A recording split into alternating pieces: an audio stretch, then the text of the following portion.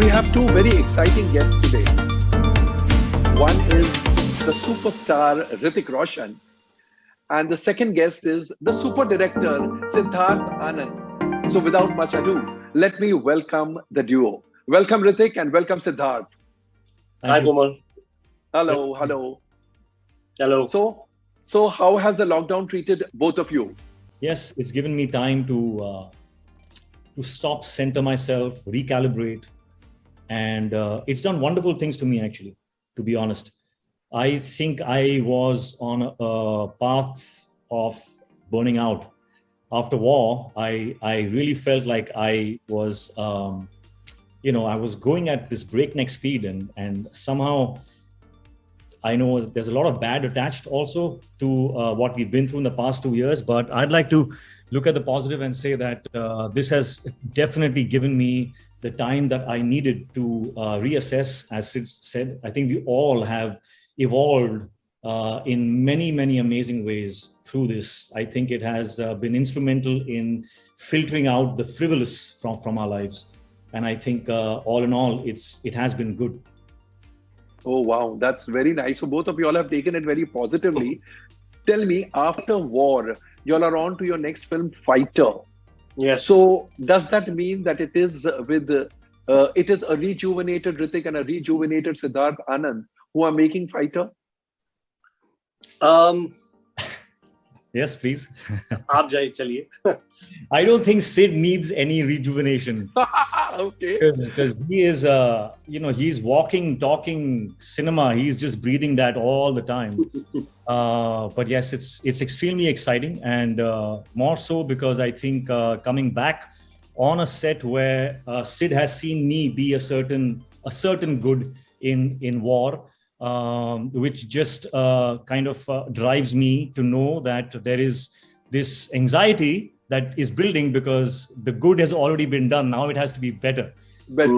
So personally, I take that as a responsibility because I don't want to disappoint my director, who has had the faith in me to cast me in a film like this. And it's scarier because it's very hard to impress him now because I've already done everything that I know. So what more am I going to pull out of my pocket? That's something that I'm going to spend some nights thinking about. I think how you're an actor personified. How can you even say these things? I think it's his humility. And I think it obviously stems from my excitement, which I exude whenever I meet him with whatever I want to do. I think, like I always say, that he's a complete hero. There's nothing else that actually a director can ask for from an actor that Hrithik can't give you. I think you have to actually challenge yourself and come up with something time and again, even on the set. I would say time and again, every hour on the set, that you can utilize his potential, which I think none of us have yet been able to. And it's a challenge every time I write something for him or I put up a frame for him. There's nothing he can do. So it's really exciting. It's motivating. And in one of my earlier interviews, I'd said that I'd always hoped to actually aspire and become a filmmaker that Hrithik Roshan would do a film with me.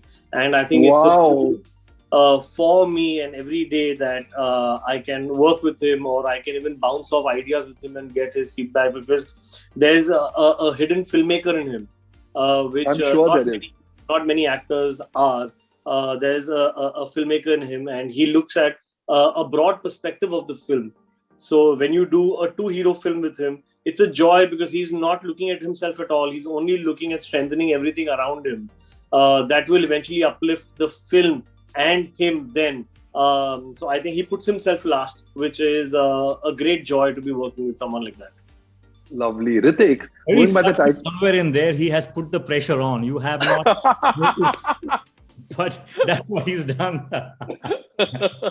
Good. I think actors work the best under pressure. But Hrithik, tell me, going by the title of your film, does an actor need to be a fighter in Bollywood always? I think life warrants some amount of fight in everything, in your relationships, in your in your growth. A fight can be construed as discomfort. You have to struggle through something. Everything does in nature. So I guess a little bit of that is in all of us, and some of us have a lot of it, depending on what your environment has been, how you've grown up, and and more of it isn't great, less of it isn't bad. But I think we all have the fighter spirit inside of us, and for me, when I'm doing a film like this, it's all about accessing that side of me, and I know I have that side inside me because I have accessed it many times, mostly for SIDS films. So yes, to some extent, I think that spirit will be important in this film. That's nice. And Hrithik, talking about inspirations, who is your inspiration in Bollywood and from Hollywood? Well, okay. I know you are an inspiration for many, but we'd like to know who's the inspiration of many. Okay, so honestly, I actually have a few actors that I go to in my head, but it really depends on the film and the kind of character that I'm playing. Correct. But for instance, if we take War, for instance, I had it might sound a little crazy, but it was a kind of like a mixture of DiCaprio, Bruce Willis, Mr. Bachchan, so some names like that. Oh wow! Now I know the secret why you were so extraordinary in the film. You had so many inspirations. Yeah, generally go to actors that I have looked up to for the traits that I want to get in myself. So, and it's wonderful because the more you watch the actor that is emoting the trait that you want to catch, and the more you think of it, the more you fill yourself with that information, the easier you have access to your own inventory of your feelings and your emotions. So it really works. It works for me. Wow, lovely. Tell me, do actors actually have emotions? I know the question may sound a little weird, but since y'all are constantly acting in front of the camera, how do you realize that this is real emotion and this is a made-up emotion? Oh, that way. Well, I have always, of course, every actor has his own process, and there's no process that's wrong. I am the kind of actor who I think takes from my own life. So I'm usually, sifting through my own memories and my experiences and trying to bring out something onto camera that I have, which is my secret. I mean, it's in my head. But yes, I take from my life. So usually the emotion is real because I can feel it. Because it's from my life, it's from my experience. So I usually feel all my emotions, and if I have, it's great because if I haven't felt the emotion and the director has said great shot, I know we are not in sync. I felt the emotion and there's something other than the shot, like the light or the sound is wrong, but the director says no, I want this because there's something about this shot that's really good. Then I know that we are in sync. And this is something that happens a lot with Sid and me. The moment I felt something, he catches it. He catches it. He loves that particular shot, and neither he and or I have kind of like explained that to each other because it's never happened. But instinctively, I know that he is catching on to something that is real. So, yeah, for me, I usually feel it. But yeah, that's just the way I am. Yeah. You said you draw inspiration from your life. You search for what has happened and draw inspiration from that and then perform. How would you describe how life has treated you, or how life has been to you ever since you grew up and ever since you started understanding things? Oh, life has been great to me. Absolutely incredible. It's helped me achieve all. Explain in 3 sentences. In 3 sentences, what life has meant to you. What are you putting me on the test? It's an incredible there are so many opportunities if you just take the initiative. The way I see it is that I think one should just start off deciding the kind of values and virtues one wants to lead their lives by.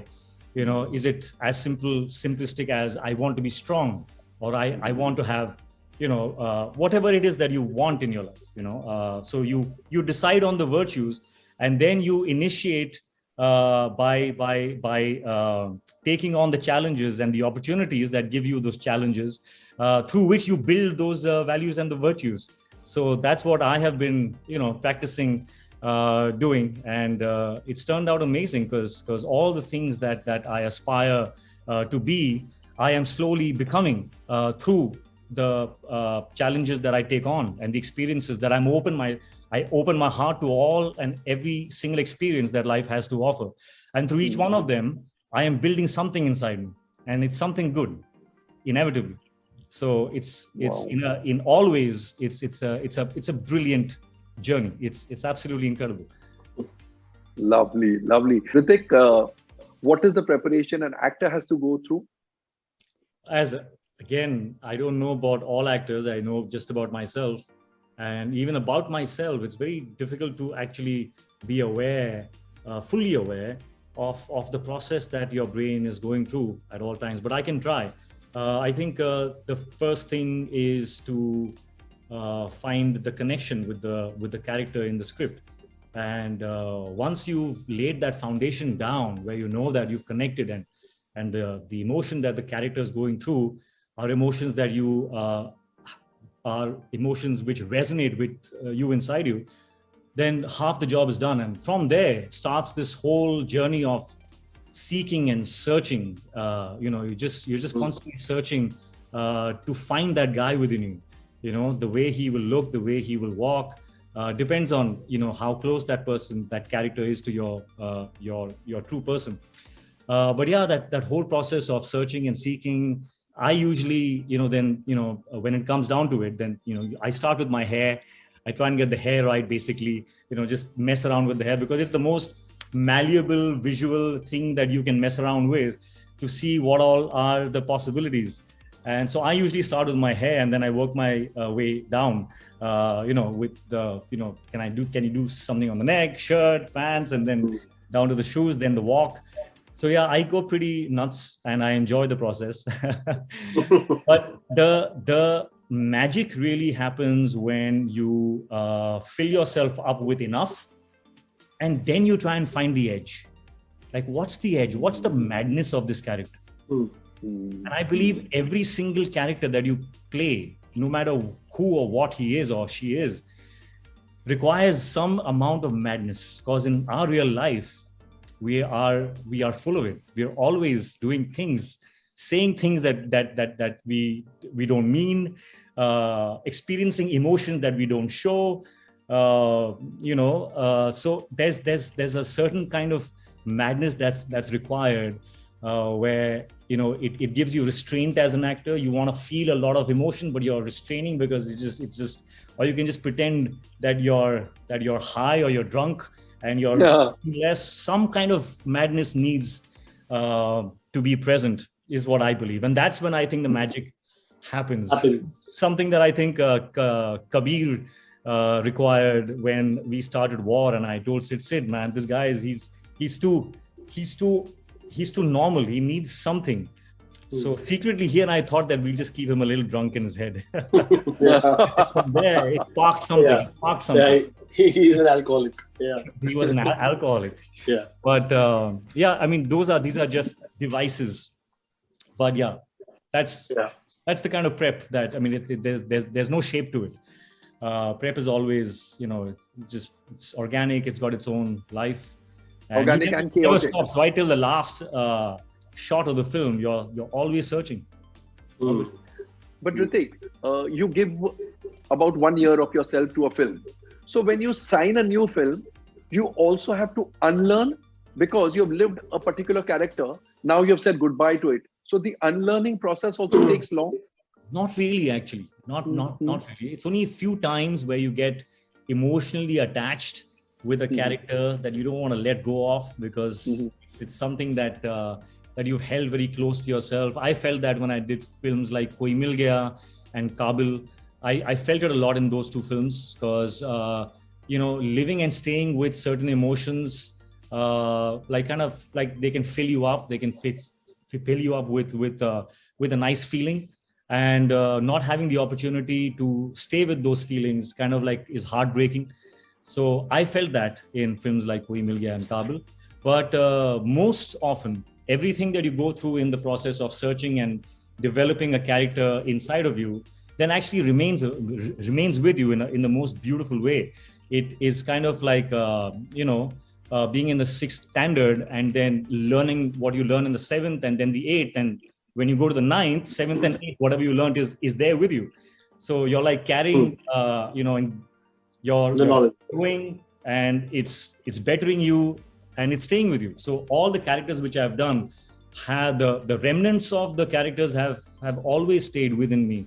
And I've used them in the other, films which I've done. Oh, that's interesting. They can be reused. It can be reused. Recycled. It can be recycled, yeah. What about actors? There are people who, after the popularity of OTT, especially during these last 20 months of lockdown, they feel the era of superstars is finished. Of course, I don't agree, but there are many who would say that superstars now don't matter. It is content which matters, and therefore even newcomers and new stars can work wonders at on the OTT platforms, as also therefore at the box office. Your comments? Well, I don't know the word superstars. I don't really know what that entails exactly, because it can mean so many things. But what I'm really delighted about with OTT is the number of the scope, the number of actors, the talent that I have been watching. It is so incredible because it makes me happy though. What you just said, it makes me happy because all kinds of people in our social environment need to be represented in beautiful ways in our films. And here the mold of this superstar that you talk about is like a fixed, somebody has created that as a fixed mold, which you have to fit yourself into, and it's very disconnected with what is real. Correct. And that when you try and aspire to be that, you are actually creating an environment of a film that it's going to trickle into the entire film. It's going to trickle into the intent, the tonality, the language, the sensibility of that film. So today, all of that is evolving. Our films are becoming more real. People are understanding what is real. Slapstick is remaining with comedy. Okay, so because even our action films, even our drama films, somewhere they become slapstick. But now that is actually being pushed out of the zone of films which need to be real. So I'm delighted. I'm absolutely. I feel it's, and you're right. There are actors who are so talented that who need to be stars in their own right. And this mold of that superstar, I don't think it's breaking. I think it's broken. I think it's long gone. And it's, I think, going to evolve into something better. I think it's just a shape that's going to change because the appreciation will be new. It'll be for a new mold, and a lot of actors now can fit into that mold. I think it's going to be like customized, for each actor. So each actor can then be a superstar if he's a great actor. And how beautiful is that? Superb. There are many aspiring actors, as Hrithik said, that the world is open now. Anybody can become an actor provided he has talent. So what is your advice to an aspiring actor? What does he need to have? Because each one thinks he's the best actor on earth, but a reality check is a must before they enter Bollywood. It's not a very easy place to find a foothold in, So what are the prerequisites of a fine actor, of a good actor? Well, first of all, I think if you think you're the best actor in the world, like you said, each of us thinks that he's the best actor in the world. I think if the actor is thinking that, I would say don't become an actor, because I think you're going in the wrong direction. Because I think the first thing you need as an actor is to be humble about the fact that you know nothing. You know, because only when you're empty is when you can fill yourself with information about the character and then do something nice with it. But I think I think I would say surround yourself with people who are interested, are like-minded about cinema. You know, talk more about it. Try and dissect films. Practice. You know, there are online classes. Maybe you can do acting classes. But keep doing. Don't sit and think about how much drive you have. Because a lot of us can do that. You can just sit and know that I have so much drive and I can do this and I want to and I will and all of that. But hello, are you doing something every single day? Are you giving the 4 to 5 hours every single day? I don't care what you're doing. You can be breathing. You can be singing. You can be, you know, trying to imitate or enact something that you have seen in a film or a scene that you've just seen. Or you can be reading about actors or cinema or something, but are you giving the 5 to 6 hours a day?